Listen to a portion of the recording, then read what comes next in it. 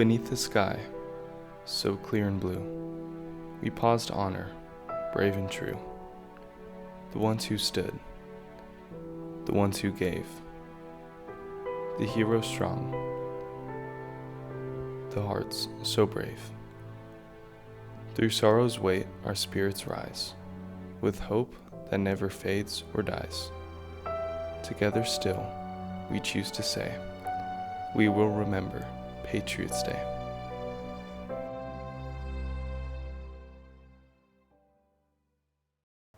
What's up, Coyotes, and welcome back to another episode of Good Morning Castaic. I'm your host, Miles, joined with James and Alexander. Today, we are bringing to you an assortment of announcements, including an interview with Sophie and our new adult transition program, some homecoming news, and to learn more about our school resource officer. But before we get going, we want to recognize an important day of remembrance occurring this week, Patriots' Day. This Patriots' Day, we want to remember our fallen heroes, those who served, and the tragic events that occurred on September 11th, 2001. As we look to create an even brighter future, it's especially vital that we remember those who serve, the sacrifices our fallen heroes have made, and those lost on 9/11. Now please stand for the Pledge of Allegiance.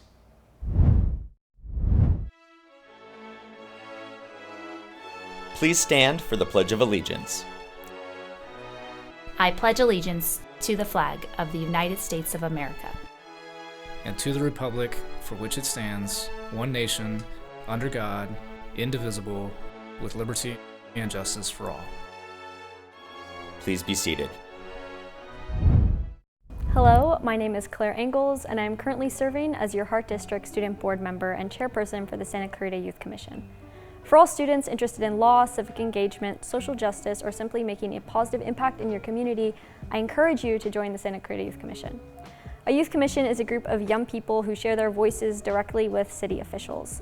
Once a week, this commission meets to discuss issues that matter most to the youth of Santa Clarita, and together we prepare a speech that is presented by a member of the commission at City Hall each month. If you're interested, please fill out the QR code application on the screen or go to www.scvyouthcommission.com or give us a follow on Instagram at scvyouthcommission. Thank you. With the school year up and running, many of you Coyotes are getting back into the swing of things with classes, lessons, and schoolwork, and we want to test your growing knowledge on some fun trivia. That's right, Alexander. This week, Delon decided to hit the campus and ask you Coyotes an exciting question on the topic of the upcoming HOCA. Now let's send it over to Delon to see how you all did.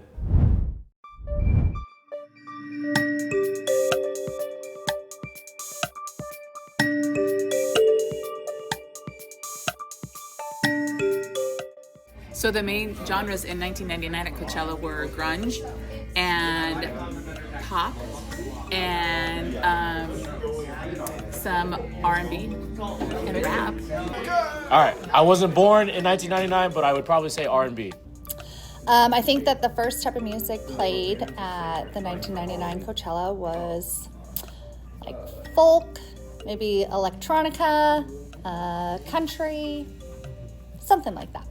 Rock, pop, country, and singer-songwriter. Oh, the electric stuff, I don't know what it was called, like techno, something maybe? I don't know. So I think it's mostly alt stuff. You're talking about like Nirvana, Guns N' Roses probably was still around at that time, but that's more like rock.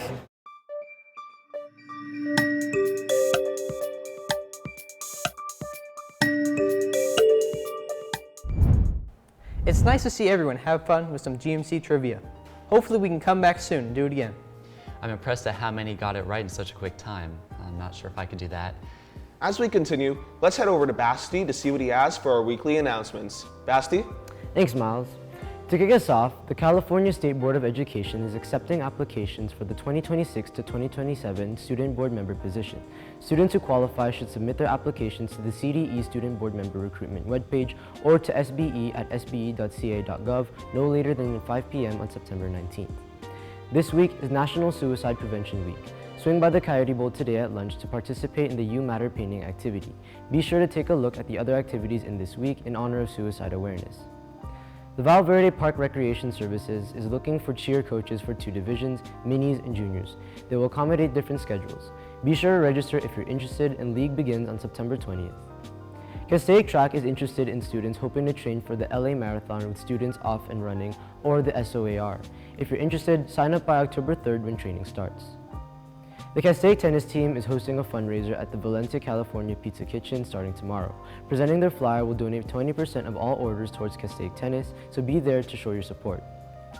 Castaic Theater announces their Coffee House Night auditions, where students are invited to share their talents including singing, playing instruments, acting, dancing, and poetry, and more. If you're interested, show up in room 924 on September 11th from 3 to 5 p.m. In college news, a representative from Redlands College is coming to Castaic High School on Friday, September 12th during period 2 from 9:45 to 10:30 a.m. to talk more about Redlands College. Be sure to swing by and see what they have to offer.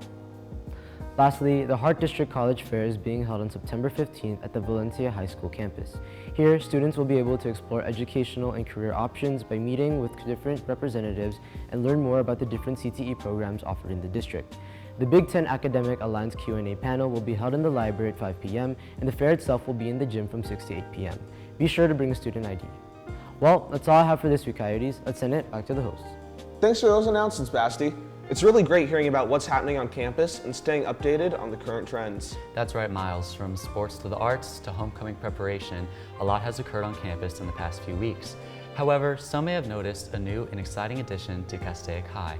Exactly, Alexander. That is our brand new adult transition program, which just began this school year. Let's take it to Sophie, who had the chance to get to know some of our new teachers and students here on campus. Thanks, James. I'm excited to share with you that located on the first floor of the 200 building are the classrooms for the newly implemented adult transitional program. Join me for a closer look at what's going on inside. You may have noticed some new faces on campus this year, but these aren't freshmen. These students are part of Castaic High School's brand new adult transitional program. So the whole purpose of our program is to prepare them for the future. So we're bridging the gap between high school and adulthood. So we're stepping away from learning academics and really focusing on skills that are going to make them as independent as possible. So our focus is working on those daily living skills. So things like laundry, personal hygiene, cleaning, and then working on vocational skills. So getting ready to be out working in the community, so job skills, and then social skills. So all of those things kind of wrap up to make them as independent as possible. All on his own. By providing structure, support, and hands-on learning, the program helps students take steps towards independence. Whether it's ordering food in the cafeteria, practicing job skills, or making friends, ATP students are active members in the Castaic community.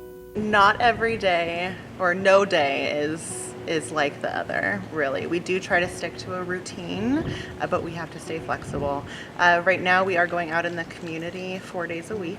So we usually start with a morning meeting to talk about our day, go over the date and the weather, learn some functional skills, and then we separate into our groups and we go out into the community and work out in the community for the afternoon, and then we'll come back, reflect on our day, talk about what we saw and what we learned, and then we go home. ATP also gives students like you and me the opportunity to become peer tutors and connect with these adults on campus and build friendships. As a peer mentor, you gotta basically be like a role model, show them what's right and what's wrong, and basically help them out because they're transitioning to adulthood and they need to be prepared for the real world. Reporting for Good Morning Castaic, I'm Sophie Colon. As you can see, this is a very important program, and Castaic High School is very lucky to be a part of it. Back to you. That was great, Sophie.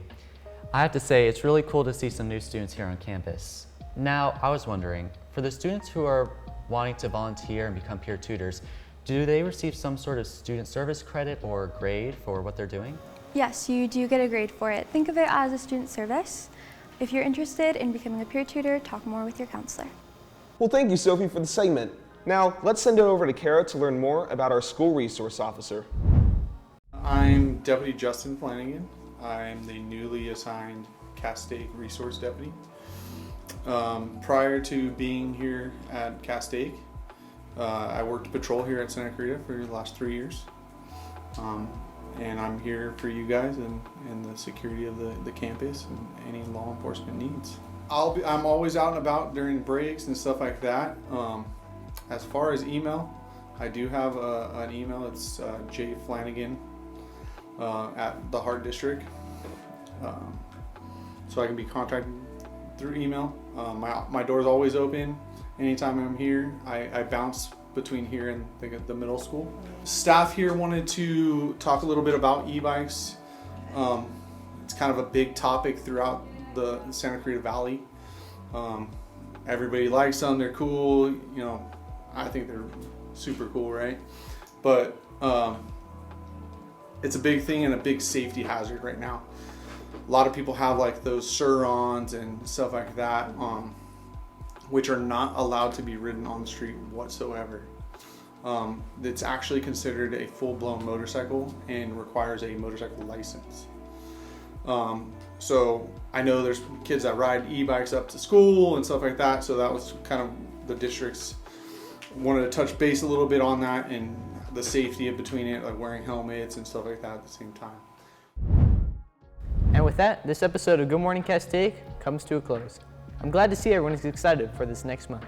Be sure to follow us on Instagram, YouTube, and TikTok at Good Morning Castaic, and stay tuned for our next episode of Coyote Bites this Wednesday. We'll see you coyotes next week. Bye.